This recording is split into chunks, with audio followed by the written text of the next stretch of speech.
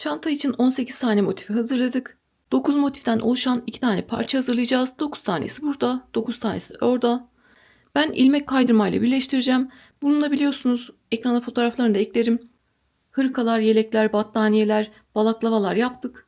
Bu birleştirme yöntemini istediğiniz örgüde kullanabilirsiniz. Bununla yapmak istemiyorum derseniz, bu şekilde birleştirmek istemiyorum derseniz de dikerek birleştirebilirsiniz. Benim battığım yerlere batmanız yeterli. Öncelikle aşağıdan yukarı doğru birleştirmeye başlıyoruz. Buradaki motifleri alıyorum. Bu iki motiften birleştirmeye başlıyoruz. İki motifi önüme aldım. İlmek kaydırmayla birleştireceğiz. İlmek kaydırmayla birleştirirken ipi alıyorum bir zincirle. Bir ilmek oluşturdum. Buradaki ipi çok kısa tutmuyorum ki sonrasında gizleyebilelim. İlmeği tığdan çıkardım. Motifler örerken köşede 2 tane sık iğne yapmıştık. Söylemiştim. Biri bir kenara ait, biri bir kenara ait. Biz buradaki iki kenarı birleştireceğimiz için bu kenarın sık iğnesini bırakıyorum. Birinci sık iğneyi bırakıyorum. İkinci sık iğnelerle birleştirmeye başlıyorum. Üst üste kaç tane birleştirsek birleştirelim.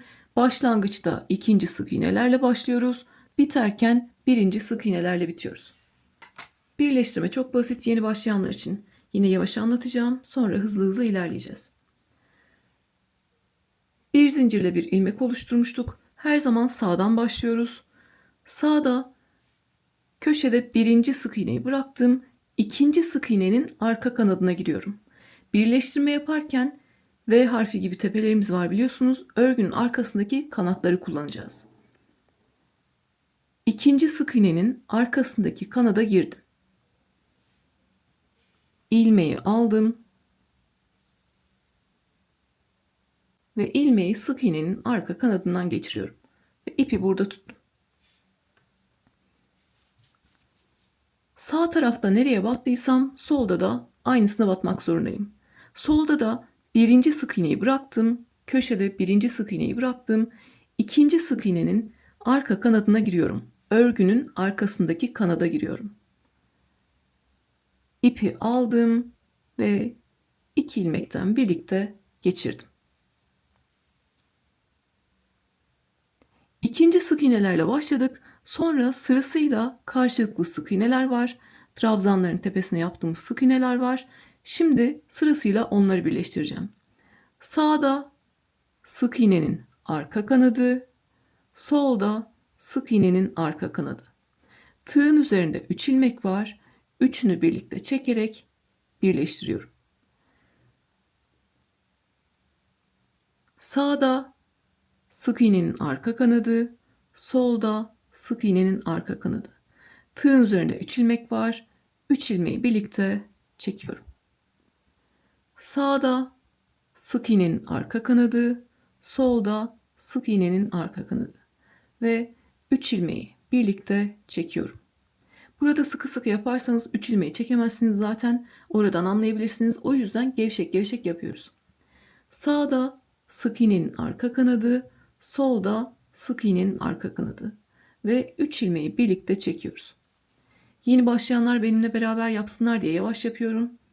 Sağda sırasıyla sık iğnenin arka kanadı, solda sık iğnenin arka kanadı ve 3 ilmeği birlikte çekiyoruz. 2 tane daha yapalım. Sağda sık iğnenin arka kanadı, solda sık iğnenin arka kanadı ve 3 ilmeği birlikte çektik. Bu şekilde köşeye kadar sağdaki sık iğnenin arka kanadına giriyorum. Soldaki sık iğnenin arka kanadına giriyorum ve 3 ilmeği birlikte çekiyorum. Ve bunu yaparken de buradan geçen ipi, parmağımdan geçen ipi gergin tutmuyorum ki sıkı sıkı olmasın. Hem kasma olmasın hem de tığın üzerindeki 3 ilmeği birlikte çekebileyim.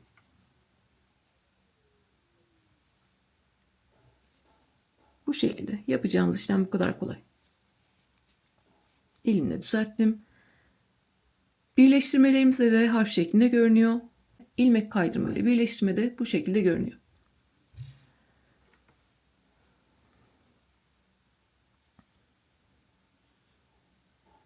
En son trabzanın tepesine sık iğne yapmıştık.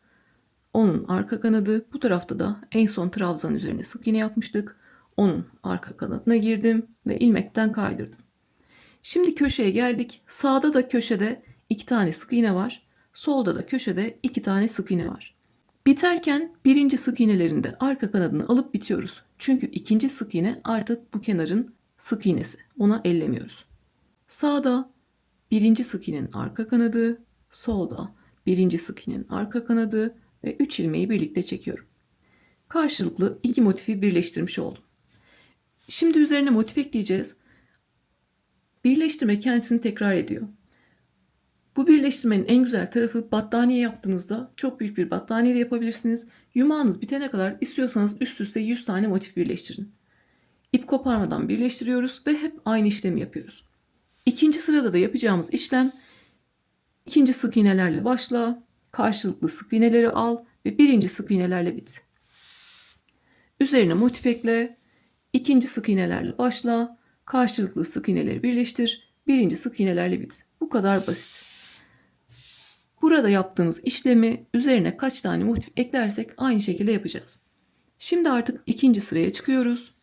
Yine aynı işlemi yapacağız. Kuralımız değişmiyor. Her zaman sağdan başlıyoruz. Sağda köşede birinci sık iğneyi bıraktım. İkinci sık iğnenin arka kanadına giriyorum. Solda da birinci sık iğneyi bıraktım. İkinci sık iğnenin arka kanadına giriyorum. Tığın üzerinde 3 ilmek var. Üçünü çekerek birleştiriyorum. Artık bir üst sıraya çıkmış oldum. Karşılıklı 12 tane sık iğnemiz var. Trabzanların üzerine yaptığımız. Yine sağda arka kanada gir, solda arka kanada gir ve 3 ilmeği birlikte çek. Sağda arka kanada gir, solda arka kanada gir ve 3 ilmeği birlikte çek. Birinci sırada ne yaptıysak aynı şekilde ilerliyoruz. Ben hem size doğru anlatabilmek için hem de kameraya sığdırabilmek için yavaş şekilde yapıyorum. Motiflerinizi yaptığınız zaman birleştirmemiz belki de 5 dakikanızı almayacak. Oturduğunuz yerden 5 dakikada birleştireceksiniz. Kolayca yapacaksınız. Çok konforlu bir yöntem. Özellikle yeni başlayanlar bunu öğrenmeye çalışsınlar. Zaten hep kendisini tekrar ediyor. Tüm örgülerde kullanabilirsiniz.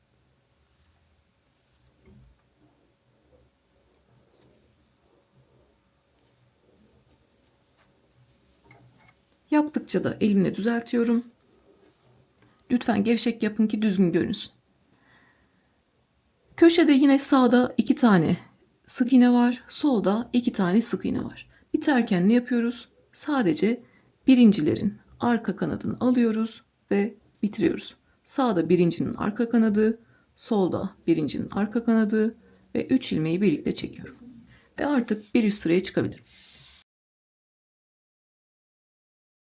Bir üst sıraya çıkmayı göstereceğim. Sonra hızlı şekilde sıra sonuna doğru ilerleyelim. Her zaman sağdan başlıyoruz. Sağda köşede 2 tane sık iğnem var. Birinciyi atladım. İkincinin arka kanadına girdim. Solda da birinciyi bıraktım. İkincinin arka kanadına girdim. Ve 3 ilmeği birlikte çekiyorum. Şimdi en son köşedeki sık iğnelerin olduğu yere kadar gelelim. Ve orada artık ipimizi keselim. Sonra yanına 3 tane daha motif ekleyeceğiz ve aynı şekilde birleştireceğiz.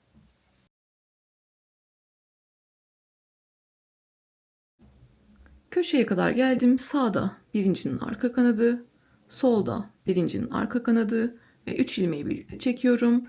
Sıra sonunda artık 3 tane motifi üst üste birleştirdiğimiz için bir zincir çekip yeteri kadar ip bırakıp kesiyorum.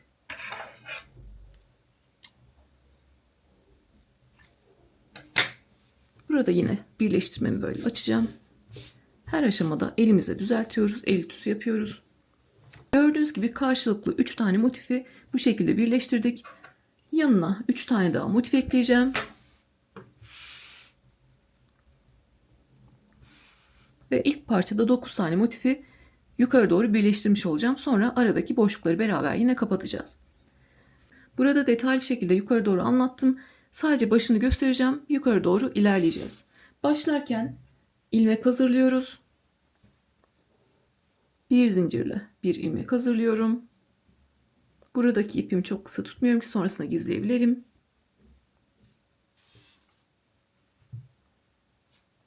Her zaman sağdan başlıyoruz.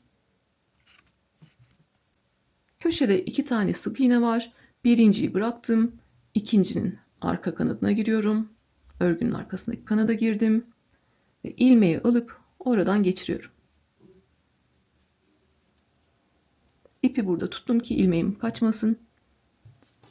Solda da birinciyi bıraktım. İkincinin arka kanadına girdim. Ve ipi aldım. İlmekten geçirdim. Sonra sırasıyla yine köşedeki birinci sık iğneye kadar ilerliyorum. En son birinci sık iğnelerinde arka kanatlarını aldıktan sonra bir üst motife çıkıyorum. Yine ikinci sık iğnelerle başla, birinci sık iğnelerle bitir. Üzerine motif ekle, ikinci sık iğnelerle başla, birinci sık iğnelerle bitir. Yine sıra sonunda birinci sık iğnelerin iç kanadını alalım ve buradaki gibi bir zincir çekip ipimizi koparalım. Aynı burada yaptığımız gibi yukarı doğru birleştirdim ve birinci sık iğnelerinde arka kanadını aldıktan sonra bir zincir çekip ipimi kopardım. Yukarı doğru birleştirme işlemini bitirdik. Artık bu aradaki boşluklarımız kaldı. Yine aynı şekilde birleştireceğiz. Örgümü döndürüyorum. Yine aşağıdan yukarı doğru birleştireceğiz. Birleştirmemize değişen bir şey yok. İlmek hazırlayarak başlayacağız. İkinci sık iğnelerle başla. Sıra sonunda zaten burada sadece bir tane sık iğne kaldı. Birini kullanmıştık, köşedekini kullanmıştık. Diğeri kaldı. Sıra sonuna kadar geleceğiz. Burada yaptığımız tek işlem şu. Bir motiften, bir sıradan diğerine çıkarken arada bir zincir çekeceğiz. Birleştirme yaparken burada fazladan bir yer oluştu. Burayı kasma yapmadan geçmek için sadece bir zincirle buraya atlayacağız ve sonra yine birleştirmemize devam edeceğiz. Şimdi mantığı daha net anlaşılacak. Yine bir zincirle bir ilmek hazırlayalım. Sağda ikincinin arka kanadı,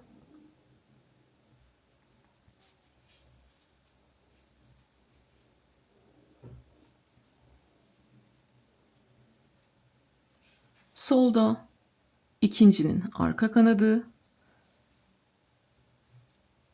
ve bu şekilde karşılıklı sık iğnelerin arka kanadını alarak birleştiriyorum. Yine aynı işlemi yapıyoruz. Sıra sonuna kadar gelelim. Sıra sonuna kadar birleştirerek gelelim.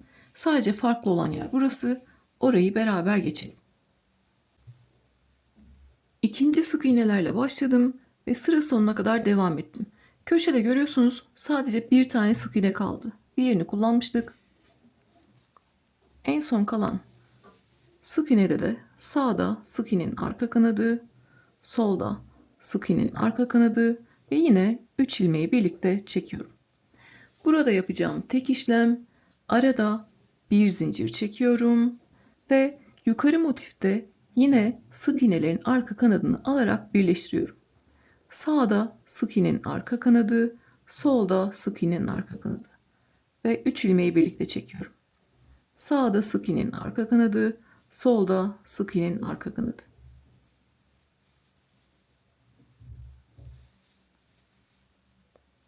Yapacağım işlem değişmiyor. Sadece bir üst sıraya çıkarken arada bir zincir çekiyorum. Bu şekilde bir zincirle buraya geçtik. Yine sık iğnelerle devam ettik.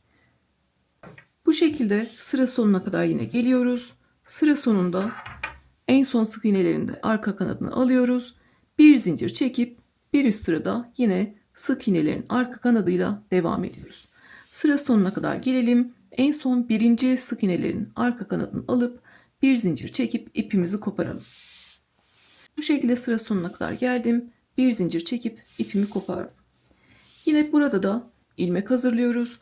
İkinci sık iğnelerle başla. Sıra sonunda en son sık iğneyi de aldıktan sonra bir zincir çek ve bir üst motife geç. Bir üst sıraya geç.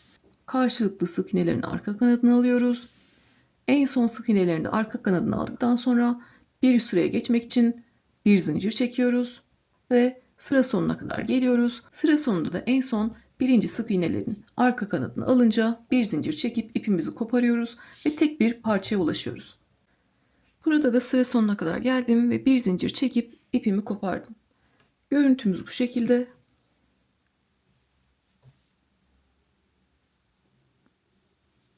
Parçamızın önü bu şekilde görünüyor. Arkası Bu şekilde görünüyor. Siz dikerek birleştirdiyseniz ya da sık iğne ile birleştirdiyseniz sadece görünüm farkı olacaktır. Şimdi 9 tane motiften birinci parçayı oluşturduk. İkinci parçayı da aynı şekilde oluşturacağız. Burada nasıl yaptıysak önce yukarı doğru birleştireceğiz. Sonra aradaki boşlukları kapatacağız. Bir motiften diğerine geçerken biliyorsunuz arada bir zincir çekiyoruz. Ben yine önüme 9 tane motifimi alıyorum. Siz de alıyorsunuz. Onları da hızlıca birleştiriyoruz. İki parçamız da hazır. Buradaki ipleri temizlemedim. Zaten sık iğne geçerken sık iğnenin altına iplerimizi gizleyeceğiz. Parçaların etrafından sık iğne geçelim.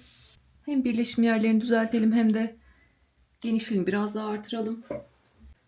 Parçanın herhangi bir köşesinden başlayabilirsiniz. Köşede 2 tane sık iğnemiz var biliyorsunuz.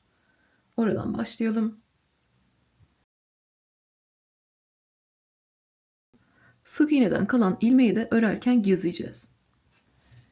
Köşede 2 tane sık iğne yapmıştık. Bir zincirlik boşluğa 2 tane sık iğne yapmıştık. Herhangi bir yerden başlayabilirsiniz ama burası başlangıç yerimiz olsun. Birinci sık iğnenin tepesine giriyorum. Sık iğne yapıyorum. Bir sonraki sık iğnenin tepesine girdim. Sık iğne yaptım. Yani köşeden başlamış oldum. Bir sonrakine girdim. Sık iğne yaptım. Sık iğneleri gevşek gevşek yapıyorum. Bir sonrakine girdim. Sık iğne yapıyorum. Yani bu sırada yapacağımız işlem aşağıdaki her bir sık iğnenin tepesine sık iğne yapmak. Yine şeker beyazla devam ediyorum. Açık krem renk aslında. Şeker beyaz olarak geçiyor. O yüzden o şekilde söyledim. İlmekten kalan ipi de arada gizliyorum. Burada yapacağımız hata çok sıkı sıkı yapmak olur. O yüzden gevşek şekilde örüyoruz. Gördüğünüz gibi yaptığımız tek işlem aşağıdaki sık iğnelerin üzerine sık iğne yapmak.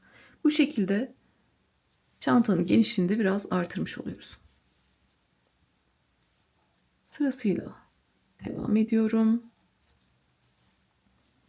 En son sık iğnenin üzerine sık iğne yaptım ve birleştirme yaptığım yere geldim.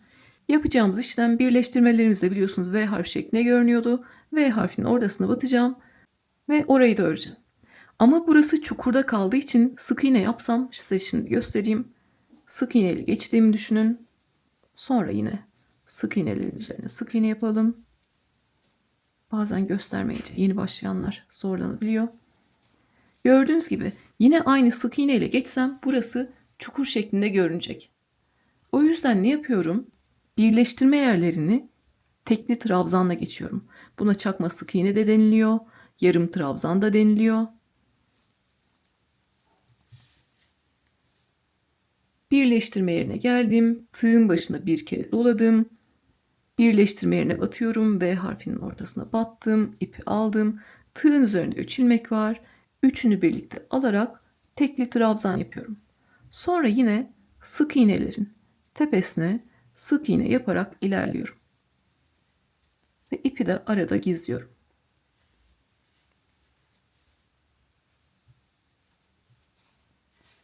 Tekli trabzan yaparak buradaki boy eşitliğini sağlamış olduk. Sadece birleşim yerlerinde tekli trabzan yapıyoruz. Oralar çukur şeklinde görünmüyor. Sonra yine sık iğnelerin tepesine sık iğne yapıyoruz. Ve iplerimizi de arada gizliyoruz. Onlardan da kurtulmuş oluyoruz. Bir tane daha birleştirme yerini göstereceğim. Lütfen sık iğneleri sıkı sıkı yapmayın. Yoksa kasma olur. Elinizi gevşek tutarak örün. Birleştirme yaptığım yere kadar geliyorum. Yine sık iğneleri yaptım. Elimle düzelttim. Birleştirme yaptığım yerdeyim. Sağdakinin arka kanadını almışım. Soldakinin arka kanadını almışım. Ve birleştirmeyi yapmışım.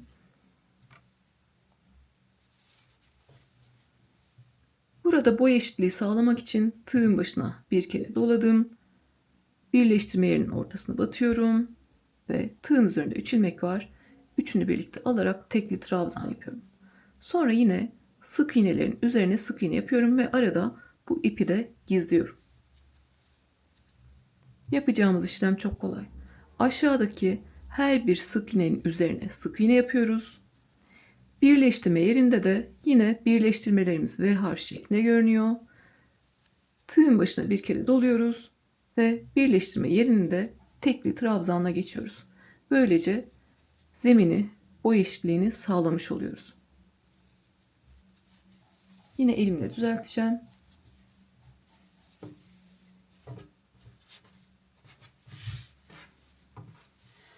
Gördüğünüz gibi daha demin çukur şeklinde görünürken şimdi hepsinin boyu eşit görünüyor.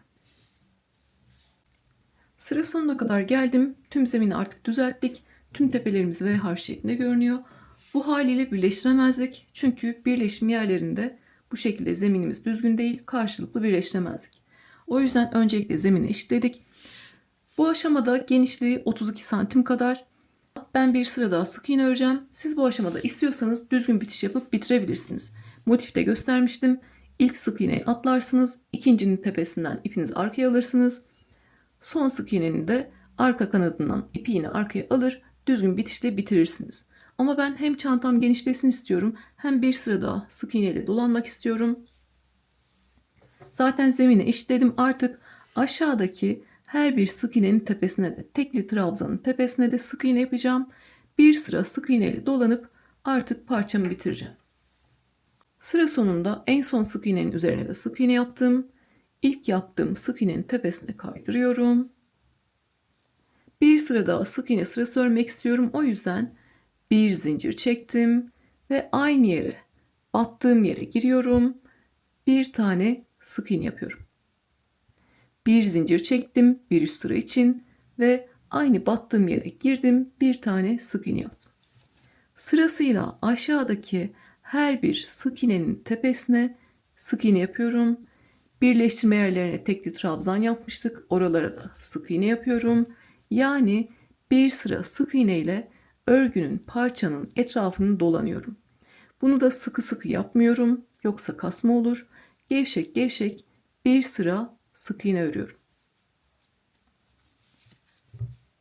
Artık bu noktada yapacağınız işlem, çantayı genişletmek istiyorsanız bu şekilde sık iğnelerle örmeye devam etmek. Yoksa istediğiniz aşamada artık bırakıp İki parçayı da aynı sık iğne sırasında örüp birleştirmek.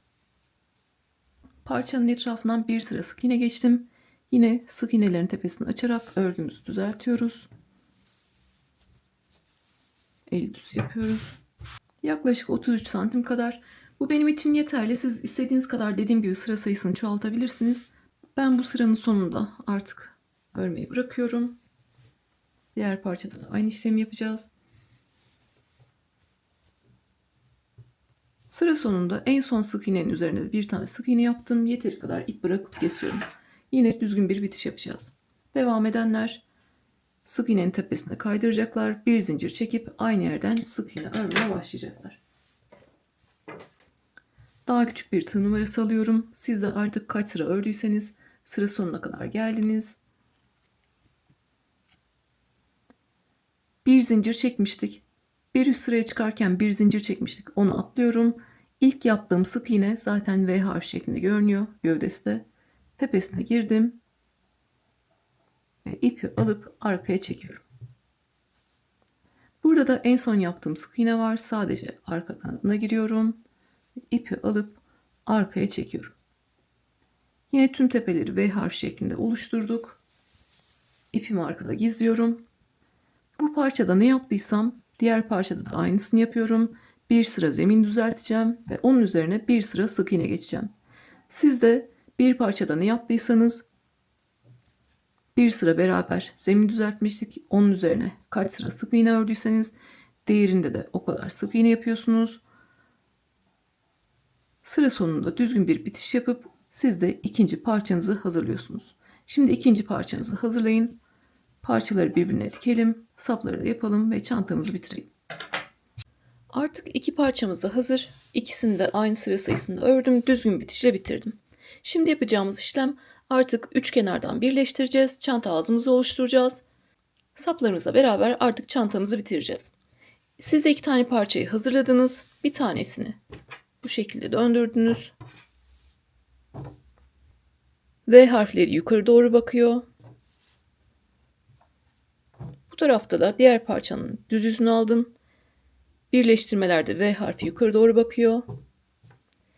Üç kenardan ip koparmadan birleştireceğiz ve yukarı kadar geleceğiz. Yine bir zincirle bir ilmek oluşturuyorum.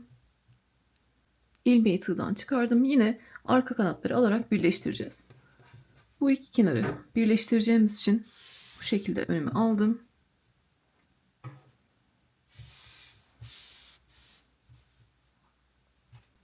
Normalde ikinci sık iğnelerle başlıyoruz ve devam ediyoruz biliyorsunuz. Bunun üzerine 2 sıra sık iğne ördük. Sık iğneyi nasıl bulacağım derseniz o da çok kolay. Ben buradaki sırada da ikinci sık iğne nereye denk geliyor bulabilirim. Köşede 1-2 tane sık iğne var. Görüyorsunuz ilk sık iğnenin tepesine sık iğne yapmışız. Onun tepesine sık iğne yapmışız. Yani tepesi buraya denk geliyor. Köşede bir sonraki sık iğne üzerine bir sık iğne yapmışız. Onun üzerine bir sık iğne yapmışız. Yani tepesi buraya denk geliyor. Bunu herhangi bir yerde de yapabilirsiniz. Mesela buradaki sık iğnenin tepesi bunun üzerine bunu yapmışız. Bunun üzerine bunu yapmışız. Bir diğerinde bunun üzerine bunu yapmışız. Bunun üzerine bunu yapmışız. Yani kendisini takip edebilirsiniz. Şimdi biz bu kenarın sık iğnesiyle birleştireceğiz biliyorsunuz. O yüzden ne yapıyorum? Buradaki sık iğnenin tepesi nereye denk geliyor? Bunu sadece yeni başlayanlar zorlanmasın diye gösteriyorum. Buradaki sık iğnenin tepesine geldim ve işaretleyiciyi taktım.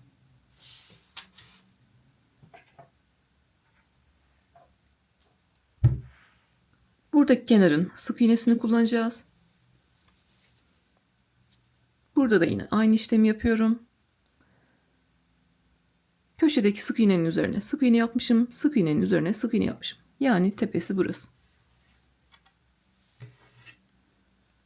Oraya da işaretleyiciyi taktım. Zorlanacak bir şey yok. Gördüğünüz gibi sadece sık iğnelerin bir üst sırada nereyi battık orayı takip ediyoruz. Bir zincirle bir ilmek oluşturmuştuk. İlmeği tığdan çıkardım. İşaretleyiciyi taktığım sık iğnenin arka kanadına giriyorum. İpi aldım. Oradan geçirdim ve ilmeği burada tutuyorum. Burada da yine işaretleyici taktığım sık iğnenin arka kanadına giriyorum. İpi aldım ve ilmeklerden geçirdim. Artık buradaki işaretleyicileri çıkartalım. İşaretleyiciniz yoksa oraya ip de bağlayabilirsiniz.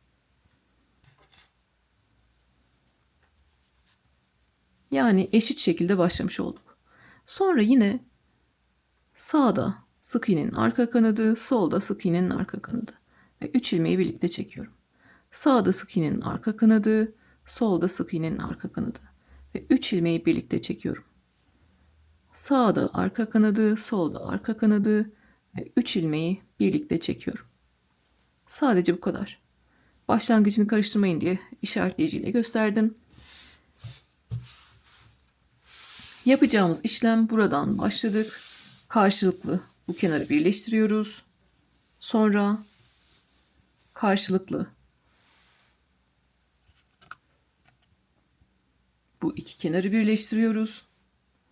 Ve yukarı doğru üçüncü kenarı birleştiriyoruz. Yine burada karıştırmamanız için sonunu beraber yapalım. Yoksa birleştirmemizde değişen bir şey yok. Hiç ip koparmadan önümüze gelen sık iğnelerin arka kanadını alarak birleştiriyoruz. İkinci sık iğnelere denk gelen yerden başlamıştık karşılıklı.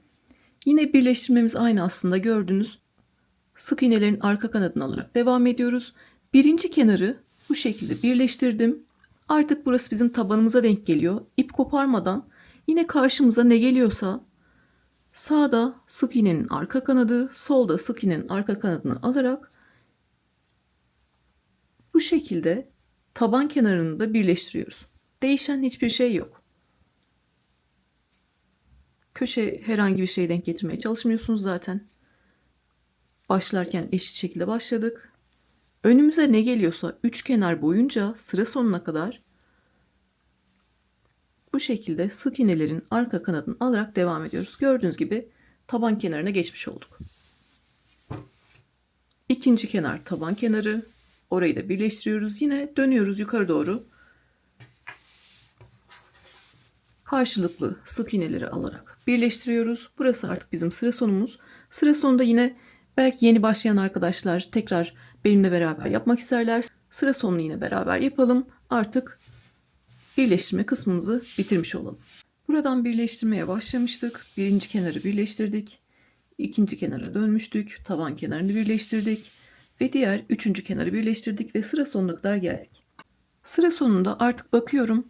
Birinci sık iğnelerinin tepesiyle bitiriyoruz biliyorsunuz. Köşede 2 tane sık iğnemiz var. Birincinin tepesine bakıyorum.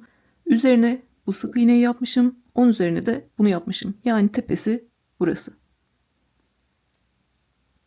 Solda da bakıyorum. Birinci sık iğnenin üzerine bunu yapmışım. Onun üzerine bunu yapmışım. Yani tepesi burası. Sağda sık iğnenin arka kanadı. Solda sık iğnenin arka kanadı ve 3 ilmeği birlikte alarak bitiriyorum. Burada ipimi kesmeyeceğim. Bir sıra sık iğne ile yine zemini düzeltelim. Birleştirme yerlerini düzeltelim ve onun üzerine artık sapımızı yapalım. İp koparmadan devam edeceğiz. Birleştirmemizi bitirdik. Artık zemini düzelteceğiz. Zemin düzeltirken birleştirme yaptığımız yerleri ne yapmıştık? Boyunu eşitlemek için tekli trabzan yapmıştık. Birleştirme yaptığımız yerde olduğumuz için ne yapıyorum? Bir zincir çektim. Tığın başına doladım. Ve buradaki en son kaydırma yaptığım yere V harfinin ortasına batıyorum.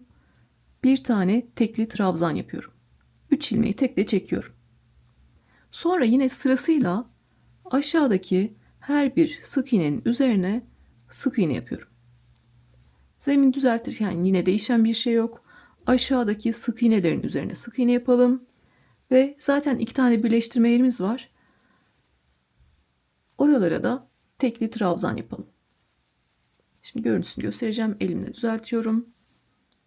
Tekli trabzanla başladık ve sırasıyla sık iğnelerle devam ettik.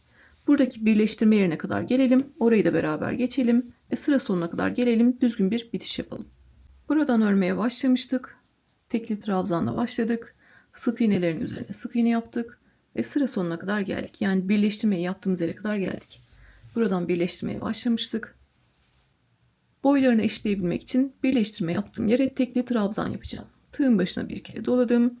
V harfinin ortasına girdim. İpi aldım. Tığın üzerindeki 3 ilmeği birlikte çekiyorum. Sonra yine sık iğnelerin üzerine sık iğne yaparak devam edebiliriz. Burada mesela size anlatırken elim gevşek gelmiş. Görüyorsunuz burası boşluk şekilde görünüyor. Oraya da girebilirim. Bir tane sık iğne yaptım. Yine sık iğnenin üzerine sık iğne yaparak devam ediyorum. Oradaki boşluk görüntüsünü de bu şekilde düzeltmiş oldum. Orada fark etmedim anlatırken. Elim gevşek gelmiş.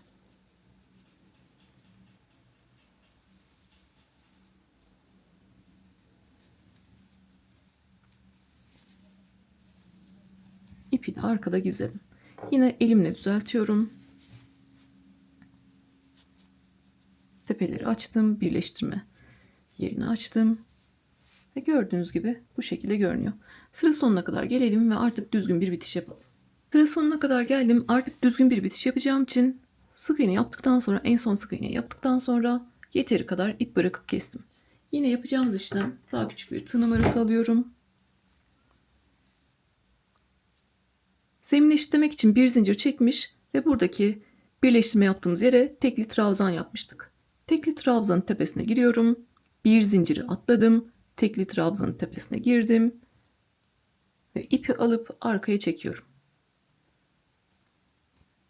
Burada da en son yaptığım sık iğne var. Onun da arka kanatına giriyorum. İpi aldım ve arkaya çektim. Bu şekilde bir tane daha tepe oluşturmuş olduk. Tüm görünümümüz eşitlendi. Onu da yine arkada gizliyoruz.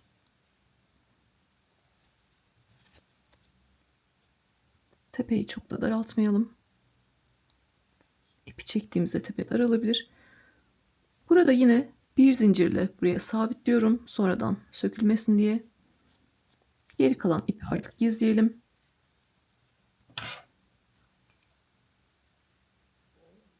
Böyle saçaklı bir ip olduğu için arada düğüm olabiliyor.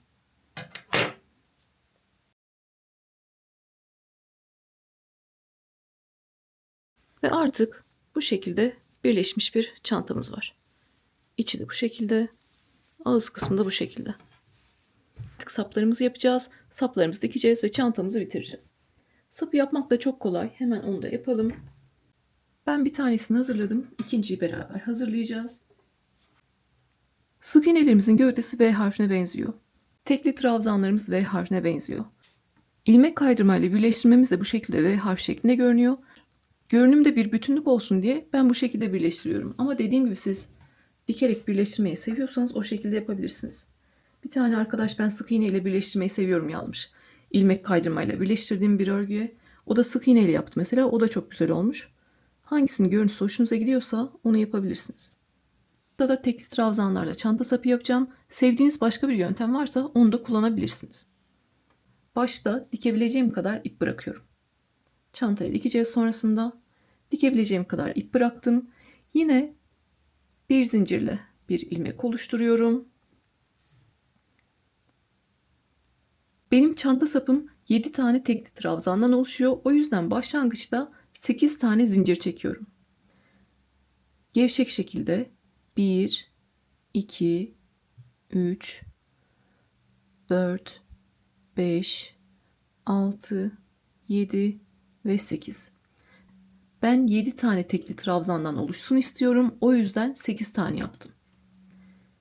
Siz sayıyı bir azaltarak ya da bir çoğaltarak istediğin sayıda yapabilirsiniz. Tekli trabzan örmek için tığın başına bir kere doluyorum. 2 ilmeği birlikte tuttum. 2 tane zincir atladım. 3. zincire tekli trabzan yapacağım. Başta atladığım 2 zincirde tekli trabzan sayacağım. 1, 2 zincir atladım. 3. zincire V harf şeklinde görünüyor. Yukarıdaki kanada girdim. Tığın üzerine 3 ilmek var. Üçünü birlikte alarak tekli trabzan yaptım. 2 zincirde bir tane tekli trabzan kabul etmiştik. Sırasıyla 1, 2 tane tekli trabzan yapmış oldum. Devam ediyorum. Tığın başına dola, bir sonraki zincire gir, ipi al ve 3 ilmeği birlikte çek. Tığın başına dola, bir sonraki zincire gir, ipi al ve 3 ilmeği birlikte çek. Tığın başına dola, bir sonraki zincire gir, ipi al ve üçünü birlikte çek.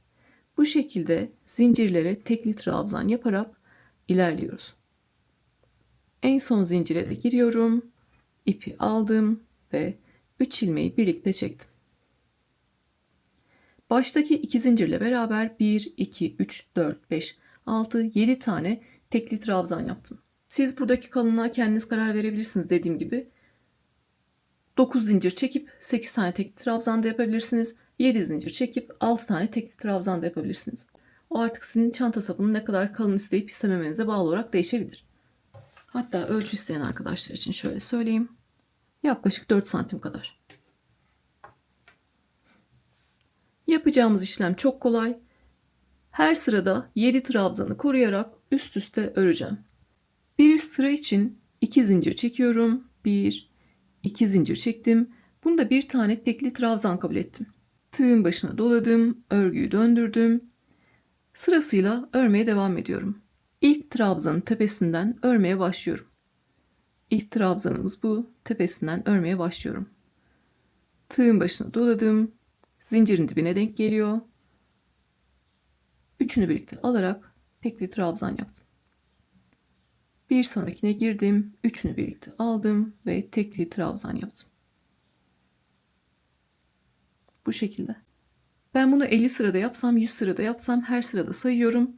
En garanti yöntem sayarak devam etmektir. 2 zincirde bir tane tekli trabzan kabul etmiştik. 1, 2, 3 tane yaptık. 7 tane yapmamız gerekiyor. 3, 4, 5, 6 ve en son 7. yaptım. Her sırada 7 trabzanı koruyacağım. Örgümüz kendisini tekrar ediyor. 2 zincir çekiyorum. Bunda bir tane ikili trabzan kabul ediyorum. Tığın başına doladım ve örgüyü döndürdüm. Dibinden başlıyorum. İlk trabzanın tepesinden başlıyorum. Sırasıyla her birinin üzerine ikili trabzan yapıyorum. ve kaç sıra yaparsam yapayım sayıyorum. 2 zincirde bir tane tekli trabzan kabul etmiştik. 1, 2, 3, 4 tane yaptım.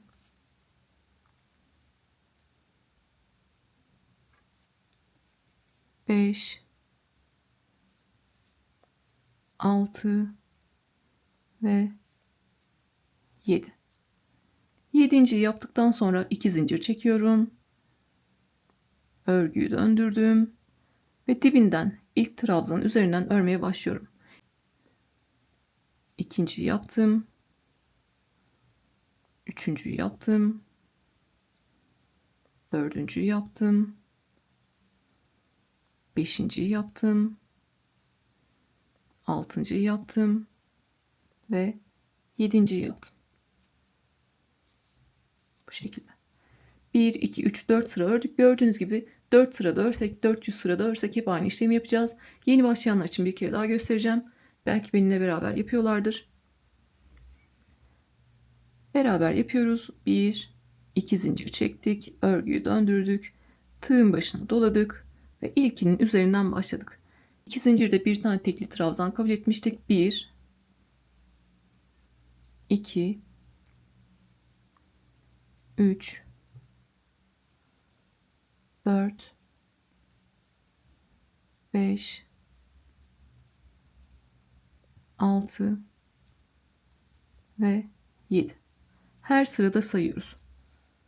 Ben örgüyü bilsem de her sırada sayarak ilerledim. Bu sayede bir yerde yanlışlık yapıp da sökme şansınız olmuyor. 5 sıra ördük. Bunu ben kaç sıra yaptım? 45 sıra yaptım. Önemli olan burada sıra sayısı değil. İpimize, tığımıza göre ya da elimizin sıkılığına, gevşekliğine göre sıra sayısı değişebilir ama ölçü değişmez. Ben 45 sırada kaç santim ulaşmışım ona bakıyorum hemen. Şöyle esnekliğini alıyorum. İçine bir şey koyduğumuz esneyecek çünkü. Şu şekilde gösteriyorum. 50 santim kadar örmüşüm. Zaten diğer çantalarda da 50 santim kadar yapıyorum. Çünkü içine bir şey koyduğumuzda esniyor. 50 santimin üzerine yaptığımızda çanta çok fazla aşağıda duruyor. 50 santim yeterli geliyor. 45 sıra ördüm. Esnekliğini aldım. Ve 50 santime denk geliyor. Siz de en son ördünüz, esnekliğini aldınız. Baktınız 50 santime ulaştıysanız artık o noktada örmeye bırakabilirsiniz. Bu 49 santim olur, 51 santim olur. Önemli değil. Ben akılda kalsın diye kabaca bir santim veriyorum. Burada önemli olan tek sayılarda bitirmeye çalışın. Mesela 41, 43, 45, 47 gibi. Dikerken ön yüzleri bu tarafta, aynı tarafta kalsın. Tek sayıda bitirmeye çalışın. Ben bir tanesini yaptım. İkinciye başlamıştım. 5 sıra ördüm. Bunu 45 sıra ördüğüm için bunu da 45 sıra öreceğim. Ve artık çantamıza dikeceğiz. En son 7.'yi de yaptıktan sonra yeteri kadar ip bırakıp, dikebileceğim kadar ip bırakıp kesiyorum artık. Esneklikleri alınmış halde ikisi de 50 santim. Bu bizim için yeterli. Şimdi artık çantamıza dikebiliriz.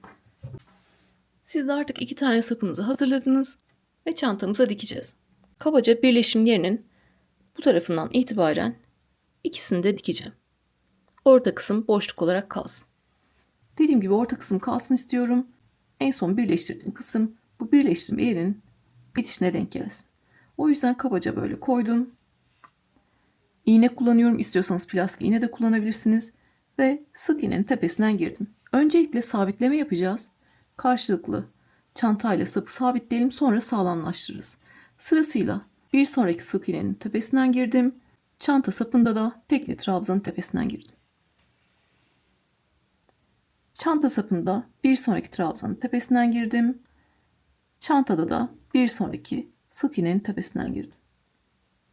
Örgü bilenler zaten yapmıştır. Yeni başlayanlar için gösteriyorum. Şu an sabitliyoruz. Sırasıyla bir sonrakilere giriyoruz ve tepelerden sabitliyoruz.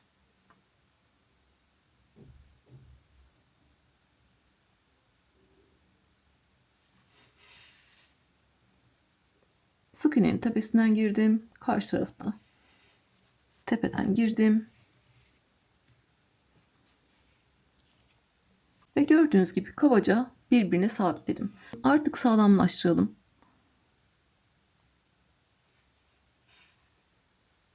Bir sıra daha bu şekilde tepelerden girip sağlamlaştıracağım.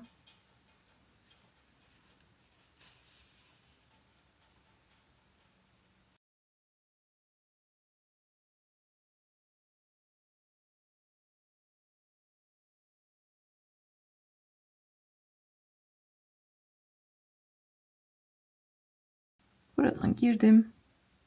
Tekli trabzanı burada gövdesindeki ipe de battım. Orası yukarıda duruyor. Düzgün bir birleştirme olsun. Bu şekilde. Sonra arkayı döndürdüm.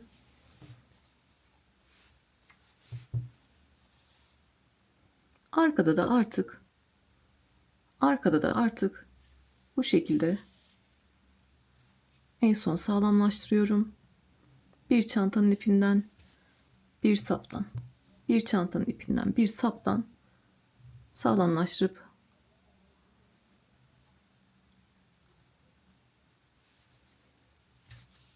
dikişim yapıyorum. Önemli olan burada içine bir şeyler koyacağız. Sapımız sağlam olsun ki çantayı güzel dikelim. İçine bir şey koyduğumuzda oradan sökülme yapmasın. Ya da sarkık şekilde durmasın, ayrık şekilde durmasın.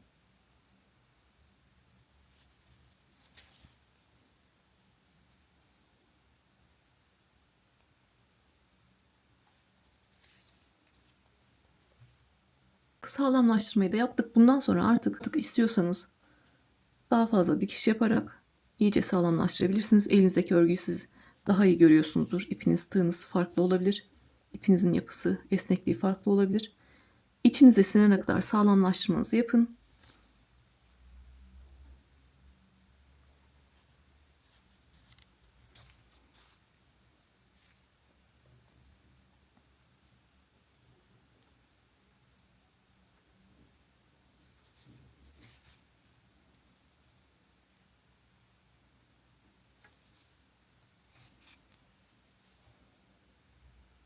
Benim için bu kadar yeterli artık. Yeteri kadar git gel yaptım. Ve gördüğünüz gibi herhangi bir kalkıklık da yok. Burada artık ipimi içinden geçirip sabitliyorum. Ve dikiş yaptığım yerde ipimi gizliyorum.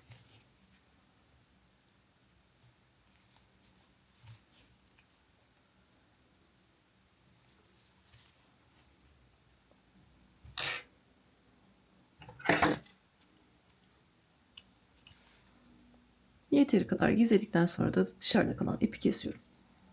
Gördüğünüz gibi bu şekilde dikişimizi yaptık. Çok sağlam görünüyor.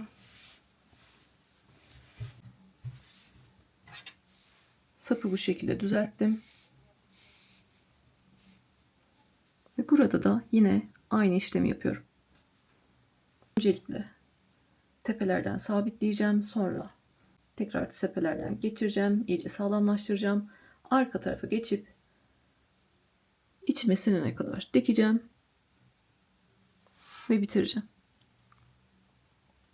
Burada da en son nokta buradaki birleşim yerinin burasında kalsın istiyorum. O yüzden buradan başlayacağım.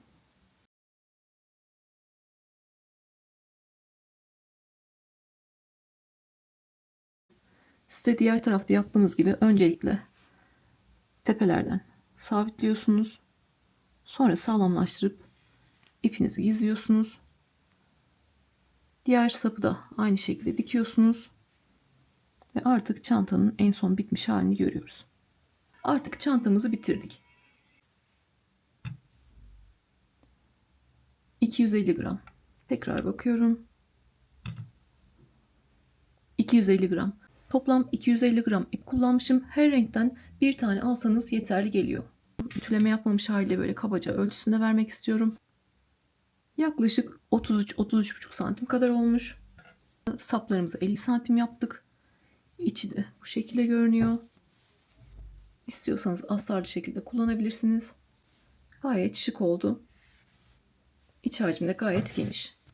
Çantayı severek elimden geldiğince anlatmaya çalıştım. Umarım siz de severek yapar kullanır ya da satıp gelir elde edersiniz. Aklınıza takılan tüm soruları sorabilirsiniz. Bir sonraki videoda görüşmek üzere. Kendinize iyi bakın.